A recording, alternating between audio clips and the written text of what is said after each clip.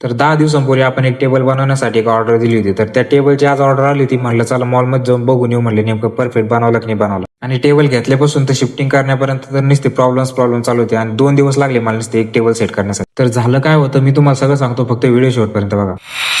तर नमस्कार मंडळी, मी आपला माणूस उद्धव दंडे आणि तुमचं सगळ्यांचं आपल्या चॅनलवर स्वागत. तर आज उठल्या आपल्या मागे एक काम लागलेलं. तर काम असं होतं की आपल्या शेतात जो काम करणारा गडी त्याचा टिफिन पोच करून द्यायचा होता. मग काय आपण लगेच गाडीला किक मारून लगेच निघालो. तर विषय असा होता की पाण्याची लाईट सकाळी 8च वाजता येते, त्याच्यामुळे त्यांनी सांगितलं होतं की मी गेलं माझं टिफिन नंतर आणून दे, कारण की त्यांचा टिफिन एवढं लवकर होत नाही. म्हणून टिफिन नेऊन द्यायची जिम्मेदारी आपल्याकडे लागली होती. तसे पण आपल्याकडे 10 वाजेपर्यंत काही पेशंट राहत नाही. म्हणलं चला मग त्यांचं काम तर करून देऊ म्हणलं. मग टिफिन घेऊन मी लगेच शेतात येऊन गेलो. मग काय लगेच त्यांच्या हातात टिफिन देऊन टाकला. ते पण लय खुश होऊन गेले, कारण की त्यांनी काय सकाळपासून नाश्ता केला नव्हता. ते म्हणे मला पण लय भूक लागलेली होती म्हणे, बरं झालं लवकर आलं. आणि त्यांना हे पण सांगून दिलं, म्हणलं सुट्टी मारायची असेल तर अगोदर सांगितलं, म्हणलं तुम्ही डायरेक्ट म्हणता ऐन टायमाला मला जमणार नाही याला, मग त्यावेळेला आम्ही कोण बघायचं म्हटलं. ते म्हणे ओके म्हणे, नेक्स्ट टाइम सांगून देईल म्हणे. नंतर शेतातून मग आपण लॅबवर गेलो होतो, कारण की लॅबवर आलेले होते वरद डायग्नोस्टिकचे एमआर. लॅबवर आले होते त्यांच्या आणि त्यांच्या संपूर्ण कंपनीची आपल्याला ओळख सांगितली आणि काय काय प्रोडक्ट आपण सेल करतो ही संपूर्ण माहिती आपल्याला दिली. नंतर मग आपण गेलो होतो आपल्या टेबलची ऑर्डर रिसिव्ह करण्यासाठी. जायची तर गरज नव्हती, कारण की ती होम डिलिव्हरी करून देणार होती, पण विषय असा होता की त्यांचं पेमेंट बाकी होतं, म्हणून आपल्याला जावं लागलं. मग काय आम्ही लगेच मॉलला आलो, पण आमचा टेबल बघायला सोडून आम्ही दुसरेच प्रोडक्ट जास्त बघायला लागलो. पण प्राइस बघून आम्हाला ते पण बघा वाटलं, म्हणून आम्ही ज्या टेबलची ऑर्डर दिली होती म्हणून तेवढंच टेबल बघितलं फक्त.